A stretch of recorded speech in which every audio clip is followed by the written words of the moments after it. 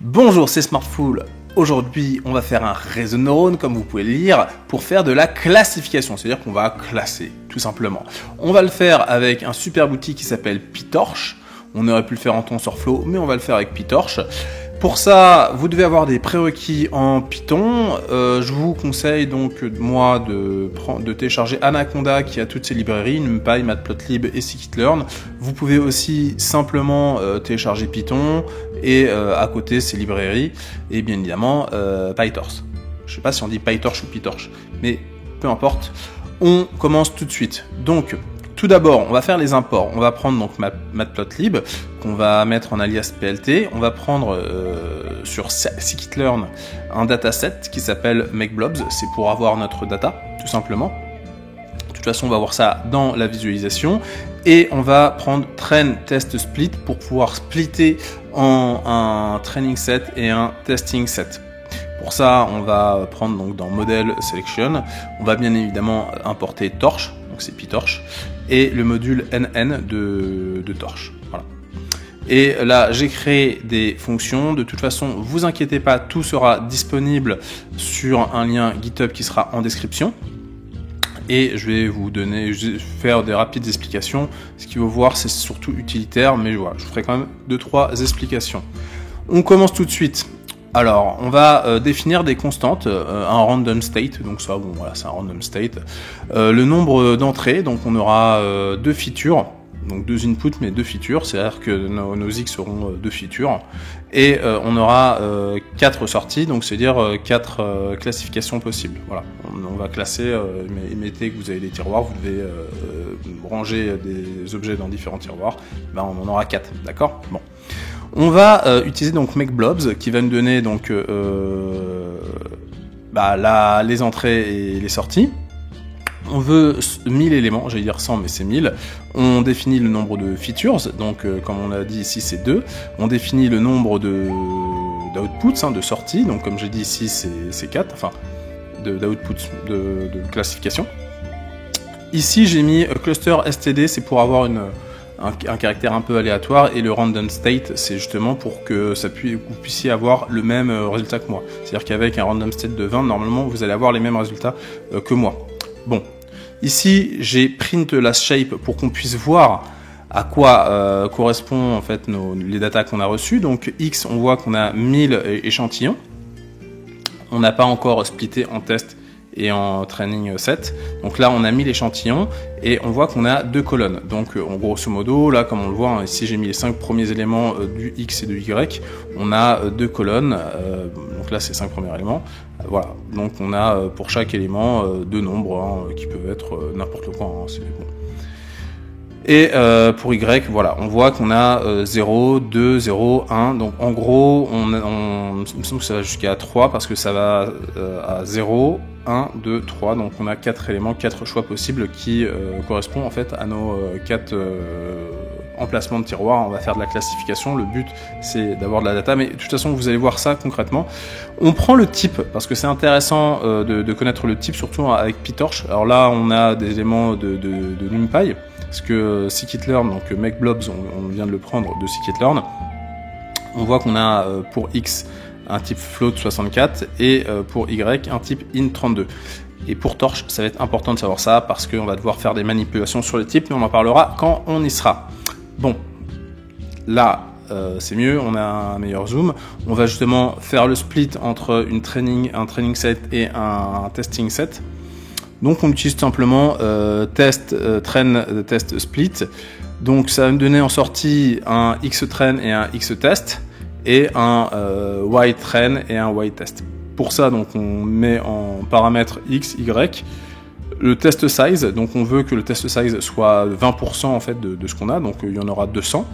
Et bien évidemment, on met le random state. Voilà, comme ça. Vous aurez le même splittage que le mien. Ici, on veut la shape, donc on voit, bon, de toute façon, ça on le savait. Le test set, c'est 20%, donc c'est 200, et donc on a 800 pour le training, pour le training shape. Et bien évidemment, on garde les 2 colonnes, et pour y, ça va être une seule colonne, et train, ça va être 2 colonnes. ici on en a 800 pour le training et on en a 200 pour le test. Maintenant, on va à la suite. On veut visualiser la data parce que sinon, on est d'accord qu'avec les chiffres, normalement, vous n'avez pas très bien compris, vous serez un peu perdu. Je vous remercie si vous êtes resté jusqu'à là. Pour ça que c'est mieux de visualiser. Voilà, la data correspond à quoi? Bon, on a de la data qui, en gros, va de moins 15 jusqu'à moins 12 à peu près. Enfin, jusqu'à 12, pas moins 12, jusqu'à 12. Et pareil, en ordonnée, on a à peu près 12 jusqu'à moins 4. Et on voit qu'ici, on a les données en fonction des différentes classifications qui sont ici exprimées en couleur. Alors pour ça, on fait un PLT figure, un PLT scatter. Voilà, on a deux colonnes, donc on met en abscisse la première colonne et en ordonnée la deuxième. Et par exemple, voilà, un point, donc il va avoir ça en abscisse, donc sur la première colonne d'indice 0. Et en deuxième colonne en ordonnée donc d'indice 1 et sa classification qui est donnée par Y. Y c'est dire Y en anglais, c'est pour ça que je dis Y, mais bon. Et j'ai mis un petit alpha histoire qu'on puisse avoir un peu de transparence. Voilà. Et puis après je fais un PLT chaud. Donc on voit qu'on a ça, on a ces données, et ce qu'on veut faire avec un réseau de neurones, c'est alors là c'est notre training set, donc vous pouvez me dire tiens ok on a ça. Je veux mettre un point hasard, par exemple je vais mettre un point ici, il va me le ranger dans quoi? Et je veux que mon réseau de neurones soit en mesure de pouvoir me ranger correctement par rapport à ce qu'il a appris avec ces datas-là. Voilà, on se doute par exemple si j'ai un point ici, normalement il devrait être vert. Si j'ai un point ici, il devrait être bleu. Si j'ai un point ici, il devrait être violet. Si j'ai un point ici, il devrait être jaune. Donc voilà, notre réseau de neurones va nous permettre de faire de la classification en fonction des datas qu'on a. Voilà. Donc, on va adapter nos données à PyTorch parce que là, pour l'instant, on n'était que avec scikit-learn, donc on a des données des ND array, comme on le voit là. Xtrain, c'est un NumPy ND array, et nous, on veut manipuler des tensors. Donc déjà, l'intérêt de PyTorch, c'est qu'on va pouvoir utiliser la carte graphique de l'ordinateur. Donc ça, c'est cool. Si on a une carte graphique sur son ordinateur, on va pouvoir l'utiliser et donc paralléliser les calculs et donc avoir des calculs qui sont plus rapides. Pour faire ça, on utilise donc CUDA if torch CUDA is available. Sinon, on va utiliser le CPU. Voilà, là, je voulais donc montrer que le type de notre Xtrain, c'est un NumPy ND array. Et donc, non, là. Et donc, on va le transformer en tenseur.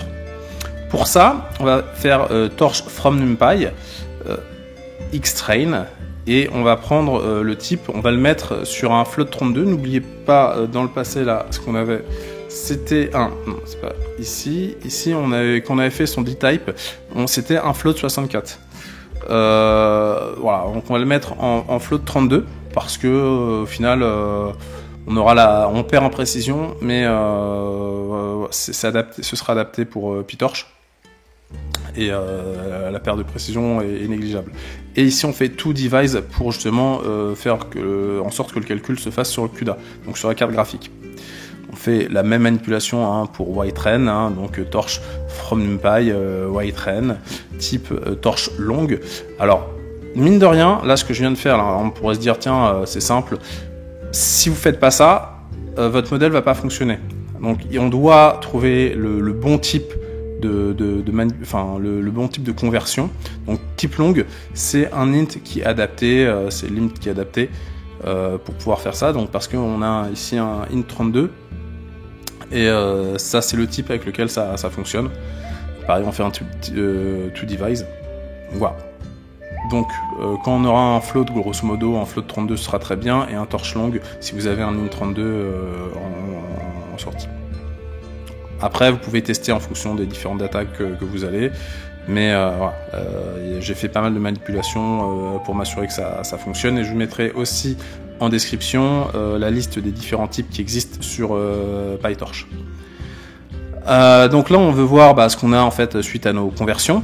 Donc on voit qu'ici on a des tensors, qu'on est bien sur le device de CUDA, et voilà, on voit qu'on a un peu moins de précision. Là on a moins 3,3588, moins 0,3135.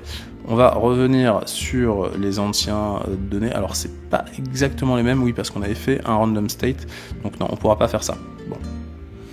Mais on voit que ici on avait quand même beaucoup plus d'informations. On le voit ici, on a 1, 2, 3, 4, on a 8 informations après la virgule, alors que là, on n'en a plus que 4. Et on met le type, là on dit que le type c'est un torche tenseur. Voilà. Maintenant, on va enfin créer notre réseau de neurones.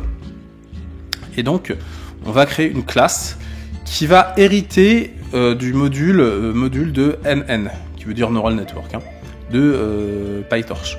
Pour ça, on va faire deux fonctions, enfin deux méthodes de la classe, qui s'appelle init, donc qui va avoir self en paramètre. On va faire super init, ça c'est par rapport à l'héritage. Et ici, on va définir layers, qui va avoir donc qui va définir en fait le modèle. On aura une séquence donc avec un modèle linéaire donc avec nombre d'inputs, donc c'est 2, je vous rappelle, puisqu'on a 2 features. Et en sortie, on en aura 10. Là, on fait une fonction d'activation, on va mettre ReLU, un modèle donc de 10-10, une couche cachée de 10-10. Ici, on récupère 10 et on met en sortie 4.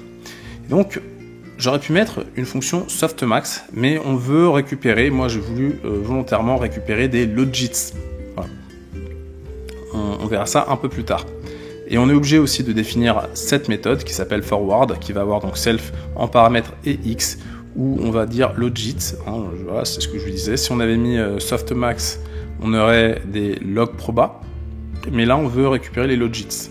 Donc on appelle seft layers qui a été défini ici dans le constructeur. En fait, init c'est le constructeur tout simplement. On va retourner logits. Ici on va faire en sorte que le modèle qu'on a construit, alors modèle, on va rappeler le modèle, tac, on va le faire toDevise, et comme ça on l'appelle ici simplement modèle, et ici je l'appelle, là ça montre ce qu'on a défini, et là le modèle utilisera CUDA. Très bien. Si avant j'ai fait toDevise, c'est qu'il y a deux choses qui sont importantes pour utiliser CUDA, c'est que les data soit utilisent CUDA et que le modèle utilise CUDA. Voilà. Et là, comme on voit ce qui a été défini ici, sauf que ça a été implémenté. Donc ici, on voit qu'on a 2 features et 4 sorties. Maintenant, on va utiliser, on va définir la loss et l'optimizer. La loss function, c'est cross entropy loss, et l'optimizer, c'est on va utiliser le module opt-in et on va utiliser Adam. Donc c'est comme le SGD, Stochastic Gradient Descent, mais avec quelques optimisations. On met ici un learning rate de 0,01. Ça, c'est un hyperparamètre qu'on pourrait changer si on avait mais on aura de très bons résultats, donc on n'aura pas besoin de le changer. Et on met models.parameters pour qu'il ait les paramètres du modèle. Ça, c'est ce qui va nous permettre en fait d'optimiser en fait à chaque étape les gradients. Donc, pour pouvoir optimiser les paramètres à chaque étape. Donc là, on a les paramètres de base et après, ils vont s'améliorer à chaque step. Donc à chaque époque. Ici, on a la fonction qui est cross entropy loss. Et là, je vais vous expliquer ça parce que vous allez me dire, mais pourquoi on utilise cette fonction en fait de calcul de la fonction de perte? En fait, pour de la classification, grosso modo, on aura différents cas. Donc, soit on aura un cas binaire, on n'a que deux sorties, soit on est en multiclasse. Donc, 2 sorties, ça paraît. Est-ce que c'est du spam? Est-ce que c'est pas un spam? Est-ce que c'est un chat ou est-ce que c'est pas un chat? Est-ce que c'est un employé? Par exemple, mettons que vous avez une caméra pour repérer les employés de votre boîte. Est-ce que c'est un employé de la boîte ou non? Il va faire de la classification, vrai ou faux. Voilà, grosso modo. Multiclasse, c'est par exemple, vous voulez reconnaître des objets, ou là, on en a 4, donc on est dans du multiclasse. Et soit on a des logits, soit on a du log proba. Et en fonction de ça, on va choisir différentes fonctions de perte. Là, on a des logits, on est en multiclasse, donc on va utiliser cross entropy loss. Voilà, on pourrait utiliser, si on avait du log proba, si on avait mis un softmax, NLL loss, c'est-à-dire negative log likelihood loss. Voilà. Et là, c'est vrai que c'est plus simple ici, c'est BCE with logit loss et BCE loss. Bon. Voilà. Maintenant, qu'est-ce qu'un logit? On va voir. Donc là, on met le X-train dans le modèle. on va avoir les logits et on va voir à quoi que ça correspond. On voit que c'est des chiffres lambda, voilà. Donc c'est ça. Un log proba, ça va être la probabilité que ce soit la bonne classe. Et donc on va pouvoir faire un argmax, prendre le plus haut, donc l'indice du plus haut pour se dire ok bah pour avoir la classe, la prédiction en fait de la classe. Maintenant, ça c'est l'entraînement qu'on va faire. Alors ce serait vraiment embêtant de vous expliquer vraiment point par point tout ça. Donc on va le faire étape par étape, vous inquiétez pas, parce que sinon voilà, on va rien voir. Donc, ici on définit des variables. On définit le nombre d'époques, c'est le nombre de fois où, voilà, ici vous voyez on a un for epoch in range epochs. Epoch c'est ce qu'on a défini là, c'est le nombre de fois qu'on va faire ça. Donc, comme vous le voyez, comme on l'a expliqué ici, enfin expliqué plus haut, dans les données d'entraînement on a 800 éléments. Bon, normalement, on devrait utiliser ce qu'on appelle des batch size pour que on entraîne par batch. C'est jusqu'à faire toutes les données et après on utilise un certain nombre d'époques pour pouvoir, parce qu'à chaque entraînement on modifie les paramètres jusqu'à obtenir en fait aller dans un minimum local. C'est comme ça qu'on arrive justement à optimiser les gradients. Et on avance petit à petit à chaque fois. Là, je voulais pas complexifier les choses, on va mettre les 800 d'un seul coup, c'est-à-dire qu'en gros, on va s'entraîner sur les 800 données d'un seul coup, et après on va faire une optimisation. Et on va revenir sur ces 800 à chaque fois, et on va faire les optimisations à chaque fois. Bon. C'est pour ça qu'on a 150 epochs. Voilà, on revient là. Donc on va refaire ce travail. Alors, ça, là, il n'y a pas d'optimisation, les optimisations sont là, mais en gros, on va refaire cette boucle 150 fois, d'accord? C'est l'entraînement, tout simplement. Maintenant, pour voir si ça fonctionne bien, on a besoin de récupérer certaines données, donc les données de perte, de loss, et de précision, d'accuracy, et cela pour les données d'entraînement et les données de test. Donc c'est pour ça qu'ici on a défini des tableaux, et je veux créer aussi une fonction softmax, donc c'est pour ça que je la crée ici en récupérant softmax sur, alors dim égale 1, c'est-à-dire que ce sera sur les colonnes de nos matrices, voilà, tout simplement. Maintenant on va sur ce bloc, je vais vous expliquer en détail donc ce qui se passe. Donc là on met model train pour dire voilà, on va commencer l'entraînement, il n'y a rien vraiment qui se passe, si ce n'est de se dire là on commence l'entraînement. Donc on fait un entraînement donc sur on en fera 150 donc là en époque donc ça va, c'est de 0 jusqu'à 149, il y en aura 150 en tout. Donc on veut les logits. Je mets train logits parce qu'on est en entraînement là. D'accord, donc je mets xtrain dans le modèle, ça fait la forward propagation, on a notre train logits, on veut calculer la loss. Pour ça, j'utilise loss fn. Vous vous rappelez, cross entropy loss, on l'avait fait. Donc je mets mes train logits en premier paramètre et en deuxième, je mets le ytrain. Donc ça, c'est la classification, enfin c'est les vraies données. Et on va voir, ça va calculer en fait les écarts. Et donc on aura un chiffre de perte. Donc ça, ce chiffre de perte, je veux le ranger dans mon tableau. Sauf que mon tableau, comme vous l'avez vu ici, le train loss array, c'est un simple tableau Python. Or, nous, on travaille sur le GPU, sur la carte graphique. Donc il faut détacher, alors pour deux raisons. Parce que la train loss, regardez, ici c'est loss function, qui a été défini ici, enfin voilà. Et en fait, c'est utilisé avec PyTorch pour calculer les différents gradients. Donc je suis obligé de le détacher parce que sinon ce sera toujours corrélé. Donc je le détache, je le refais fonctionner sur le CPU parce que NumPy fonctionne mieux sur le CPU que sur le GPU. Et après je lui dis tiens, tu me le mets en NumPy parce qu'on va l'utiliser pour afficher les graphes. Et donc le graphe matplotlib fonctionne avec NumPy et pas avec un tenseur. Voilà. Donc ça c'est un truc à savoir. Et donc, train accuracy, là, vu que j'utilise cette fonction, j'ai pas besoin de le faire ici, mais bon, ça, on va y venir un peu plus tard, enfin, dans quelques secondes. Donc, ici, j'ai mis, en fait, le chiffre, là, de la loss. dans ce tableau-là. Maintenant, on veut calculer l'accuracy, la précision. Donc, on fait un softmax de nos logits, hein, qui sont là. Tac, ça, on le met là-dedans. Bam, on a notre log proba. Et maintenant, on veut l'indice maximal pour avoir notre prédiction. Donc, on précise bien qu'on veut le faire sur les colonnes, hein, parce que je vous avais montré ici. Non, ouais, alors ici, là, on a notre... voilà, on a cette forme-là. Et bon, là, ici, on n'a pas un log proba. On a les logits, mais quand on a un log proba, voilà, on a, faut vous dire, on a, voilà, en gros, la somme est égale à 1, et en fait, on a la probabilité de 0,5, 0,1, 0,1 et 0, alors, attendez.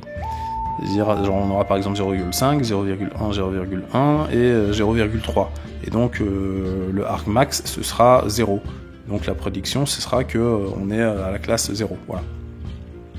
Donc ça fait une probabilité d'appartenir plutôt à telle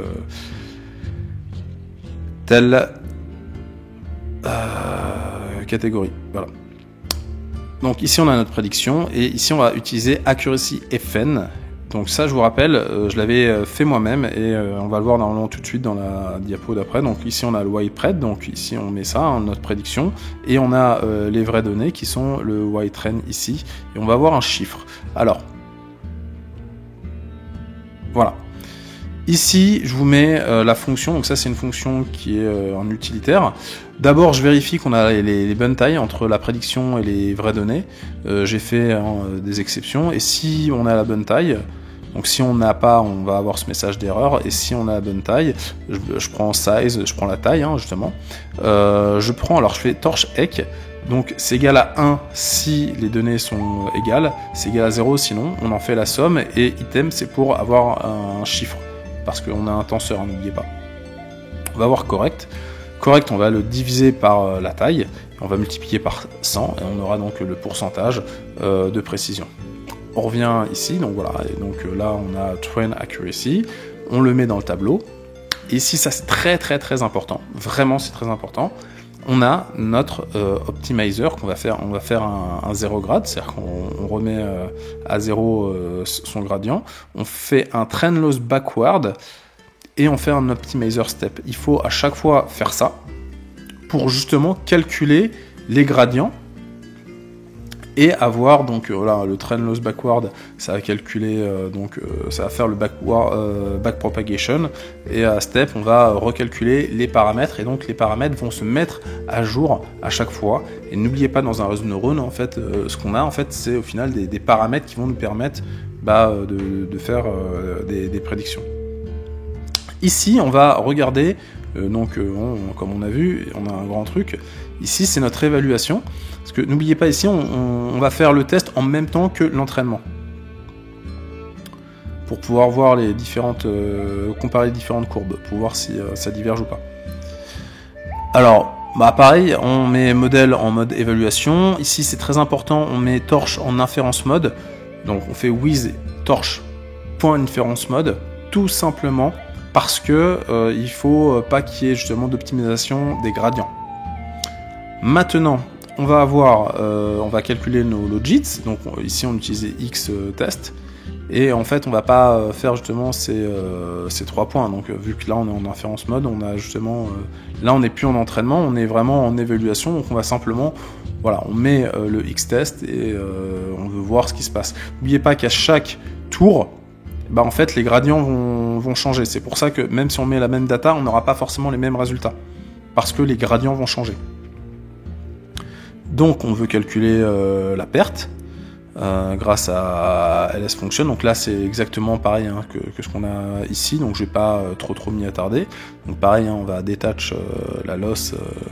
On va le mettre sur le CPU et on va le transformer en NumPy. Là, voilà, on fait le softmax, l'argmax, on a la prédiction, on utilise accuracy fn pour avoir la précision. On met à jour, enfin, on va append l'accuracy dans le tableau des tests accuracy array. Et ici, je vais faire un print pour qu'on puisse voir l'ensemble. Alors, normalement, ça, on le voit ici, voilà, le print nous sert à faire ça. On voit qu'au début, on a tel loss et on a une précision de 26%. avec les trains, avec les données d'entraînement, et de 33% avec les données de test. Et en fait, très rapidement, ça monte. Vous voyez, on est à 77% avec les données d'entraînement, et en précision, on est à 80%. Et puis après, ça fait qu'augmenter.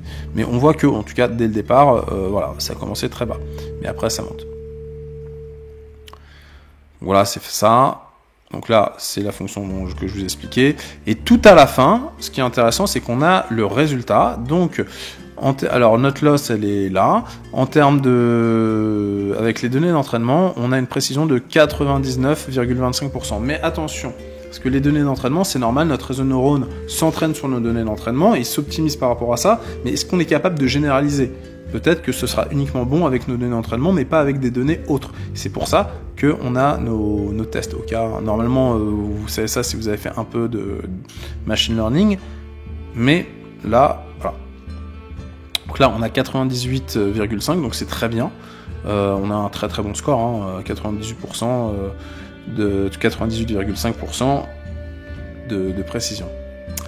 Donc, on veut afficher nos courbes. Hein. On avait notre Train Loss Array, nos Test Loss Array.